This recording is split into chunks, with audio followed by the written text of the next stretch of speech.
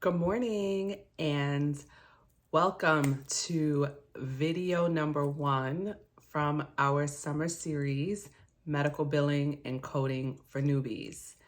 My name is Tiffany Robinson and I am so excited to be able to put out what I hope will be a very informative, impactful series of videos that will help MBCs who are either new and students or recently certified navigate their way through launching their careers in medical billing and coding. So I'm going to give you a brief introduction of who I am and why we're doing this. So my name is Tiffany Robinson. I have been a certified medical biller and coder for 24 years. And I am very passionate about helping individuals launch their careers in medical billing and coding. I think medical billing and coding is a very vast and exciting field. It has opened up tremendous opportunities for me, even now as an entrepreneur. However, it was very difficult for me to get my start in the industry. It took the practical application of learning about medical billing and coding. It took a lot of persistence in my job hunts. And then once I was able to get my foot in the door, it really took me setting myself up for success. I think one of the biggest misconceptions about medical billing when it is marketed by other organizations is that there is an impression that it's very easy to do, that, you can do it and just launch your business and be successful right out the gate. And while it is possible to definitely have longevity and a career that opens many opportunities in medical billing, it does take time, it does take work, it does take persistence, and it does take setting yourself up for success. So my goal with these videos is to help as many MBCs as possible desiring to enter into this industry set themselves up for success. And hopefully, based on some of the lessons that I've learned, the mistakes that I've learned along the way, it'll help you navigate your career. 24 years later, I can say that I am very proud of the career that I have been able to build in this industry. But most importantly, aside from building a career, I want to help other individuals because this industry that we are in, healthcare, is a very evolving field. It's a very complex field, and no one person is an island. It's very important to have a strong team. So my goal is, if anything, above all, is to help you become a stronger MBC. So I stumbled into medical billing and coding shortly after high school. I was a recent high school graduate and I was pregnant with my now 24-year-old son. And I wanted to work in the medical field, but I wasn't necessarily sure what I wanted to do. What I did know was that I did not like dealing with blood or anything like that. So any type of clinical career was not for me. I did always have a passion for clerical work. So when I was looking in my local newspapers at the time, and I know I sound old when I talk about local newspapers, but there were a lot of advertisements for medical billers and being able to become a certified biller and then starting your own business. And to me, that sounded like right up my alley. It was like, oh yeah, I could do this. I can work in the medical field and then I can have my own business and I can work from home. And I had all these kind of thoughts of grandeur that you have when you're starting out in this field. Sidebar, I am not necessarily going to be talking about how to launch a business, even though 24 years later, I have been able to launch a successful business. What I will say to all new MBCs is, if you are entering this industry under the impression that you are going to be able to start a business as soon as you graduate, my only word of caution is it's a little bit more complex than that, because in order for me to be able to have started a business, I had to acquire a lot of knowledge. I had to really prove myself, because realistically, you're asking medical professionals to entrust their bread and butter in your hands. So I had to build a network, and I also had to really understand how to run a business, how to create a business, and how to build a business and how to run a business. And all of those things took several years. It actually took me a little over a decade before I was finally able to start my own business. But needless to say, back then, that's what the newspapers were advertising. I fell for it, so I jumped right in. I did a medical billing and coding program at a local career center. And what I will say about that experience, it was a 16-week course, and I learned a lot. I am not going to shade them in any way. I learned about anatomy and physiology. I learned about different medical terms. I think that starting out in the industry, it wasn't a bad start. I would need to learn a lot more in order to really grow in my career. But foundationally speaking, I walked away from that program with enough skills to get my foot in the door. So typically when you sign up for an MBC program, it's usually offered through either local career centers like I did back in 1998 in Brooklyn, New York. Shout out to Brooklyn. Or there's schools now online like Penn Foster and different schools that offer medical billing and coding programs. And those programs, I'm not going to knock them because they do give you a certain foundational blueprint that is necessary in order for you to enter into the industry. However, one thing about this industry is that when you decide to become a medical biller and coder, you have to commit to being a lifelong learner. It's not a situation where you are going to go to a program for 6 months, a year, and then that's it.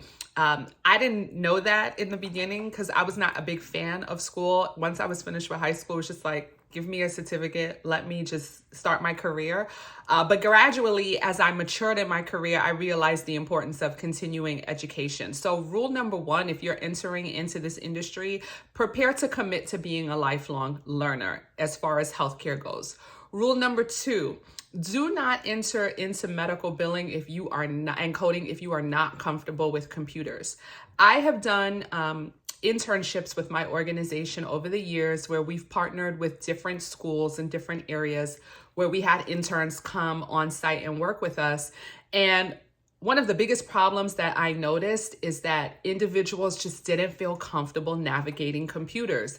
It will be virtually impossible for you to succeed as a medical biller and coder if you are not computer savvy and you are not comfortable with computers. So if this is a career that you're thinking about entering into, but you are not necessarily the strongest computer person, you definitely want to invest in computer training, becoming more familiar with the computer, becoming more familiar with computer applications, because this is a computerized field. Long gone are the days of being able to work on paper and avoiding computers. You cannot avoid computers in 2022 and beyond doing medical billing and coding. So I did my certificate program, and then at the end of my certificate program, we're going back to 1998. At the end of my certificate program, the school that I was going to advertised what was called a national coding exam. So I was like, ooh, I have this certificate of completion, but I want the national coding exam. So the organization that they partnered with at that time was the NHA, the National Health Career Association. And, they promoted the test as something being very rigorous and something that would basically solidify you. And they promoted it as something like, you have this certificate from our school showing that you completed the basic coursework, but this national certificate is going to really get your career going.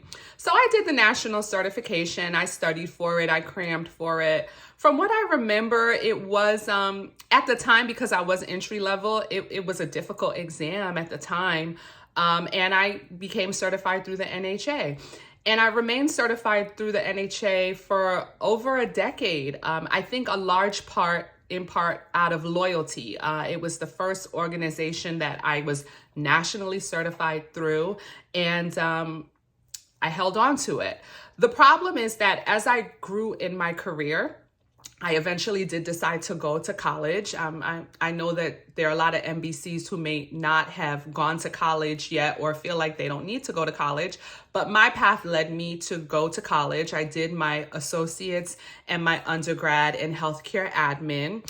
And as I grew professionally, and I'll talk about my career journey in subsequent videos, obviously, I wanted to make sure that my skills remained current. So when you become certified through most organizations, they require a recredentialing process. And usually that recredentialing process involves you obtaining CEU credits and then taking certain exams to renew your certification. So NHA did have a system in place for that. The problem was, as I evolved professionally and there were certain things coming down the pipeline like ERX, EMR, ICD-10, every time I recertified with the NHA, I felt like the coursework that they were giving me was not on par with the evolution of the industry. So for example, there was so much talk at that time about ERX and meaningful use and all these different things. But when I'm recertifying through the NHA, they're giving me articles to read on JACO. So I kind of felt like I was not being prepared adequately by the NHA for my career. And I know that there are a lot of medical assistants who are certified through the NHA and they have no complaints about working with them. My assessment is that they probably invest more on the medical assisting side of their organization than the MBC side, because ultimately I ended up relinquishing my certification through the NHA, and I believe it's the CBCS credential. I ended up relinquishing my certification through them because I just felt like they were not keeping me up to speed on the industry and the changes in the industry. And I took my career very seriously. And if I was going to be a part of an organization, I wanted to be a part of an organization that I felt was at least keeping me abreast of what was going on. So during my transition from the NHA, I became a member of AHIMA. And that's what actually helped me compare what I was getting from the NHA to what AHIMA was giving me. So one of the things that I love about AHIMA is always having the conversations about what's coming down the pipeline, even if you don't want to deal with it. Because I remember they were talking about ICD-10 for years, and I would just roll my eyes every time I read those articles because I'm like, how are we going to ever be ready for ICD-10? But in retrospect, I appreciate that about AHIMA because they are always having the difficult conversations and letting people know, look, this is what's coming down the pipeline, so be ready. So I gravitated to AHIMA because I felt like it was keeping me abreast of what was going on. And eventually, once I relinquished my NHA certification, I became a certified coder, outpatient coder through AHIMA. And I've been a member since 2007. I've been certified, and I got certified, I think, in 2016, 2018, but I've been with them ever since. And I really value the fact that they are constantly on the cutting edge of what is going on in healthcare. My only critique of AHIMA is that I feel like they do not invest enough in grassroots growth. They're very good on the national stage. They're very good on Capitol Hill and working with larger entities. But in terms of community with MBCs on a local level, I don't think they do a good job of that. Also, if I had to make another critique of AHIMA, what I would say is when I was preparing for my CCSP certification, I would have liked to see more programs geared towards preparing me for the exam. Once I decided to become certified through AHIMA, and I reached out to them to find out if they had any type of online programs that would help me get ready for the exam. Basically, I was just routed to books, and I did order the books. I did have to create my own study pattern, my own study guide. By the grace of God, I passed the test the first time that I took it, largely in part, I think, because of my years of experience. But I would like to see them invest more in creating robust programs that prepare members and students for their exams. And in that regard, I feel like that is where AAPC outpaces them. I think that AAPC outpaces AHIMA in terms of the accessibility to programs to prepare students for exams. And I also think that AAPC outpaces AHIMA in grassroots community. I am the part of with AHIMA, I am part of a chapter that I think it's divided into like 4 or 5 different chapters in the state of New York. I've never had a chapter meeting. I've never been given any information about webinars for my chapter, speakers for my chapter. I don't know what's going on. But with AAPC, what I love about them, and I became a member of AAPC in 2019, is that they have local chapters. So immediately when I became a member of AAPC, they routed me to the different chapters in my area. And this year, I'm actually the secretary for the Middletown, New York chapter. So shout out to AAPC Middletown chapter. But I love that about AAPC. I love the fact that every month there are webinars, there are speakers, different certified coders, credentialed in compliance, CDI, different areas. And there's constant content and dialogue. There's a community. And my one wish for AHIMA is that they would really invest more in grassroots communities, because, you know, that's where we communicate with each other. That's where in our local communities, we get to understand what's going on with different payers and different specialties and things of that nature. Also, I've been working on my CDI certification through AAPC, and I do think that they offer a very robust platform for individuals to not only study and to practice, but to also take the exams. If I had to make one critique about AAPC, and I kind of know why they do it, but like the bubbling exams, I can't, okay? Like, this is an electronic field.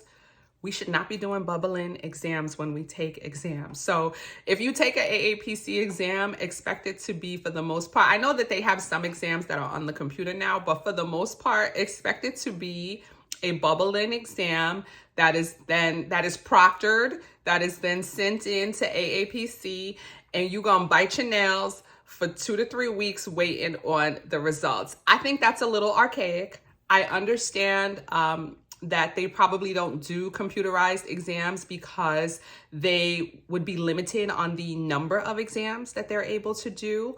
AHIMA does do computerized exams. When I took my CCSP certification, I got my results the same day. So just saying. But I'm assuming that AAPC is unable to do it that way, because if they were to do it that way, then it would significantly limit the amount of exams that they're able to administer. But I think that this is conversations that AAPC needs to start having, because this is a field where you guys are promoting electronic work, interoperability, things of that nature. Like, paper exams is antiquated. So I understand it might not be practical right now, but it's definitely something that you guys need to look towards implementing, because it kind of defeats the whole purpose of where the industry is going. So to conclude, certification matters is what I'm saying to all of my MBCs. And if you are a CBCS, I am not telling you to go relinquish your certification like I did. But what I will say is that NHA is probably not going to do the best job of keeping you apprised of all of the changes coming down the pipeline in healthcare.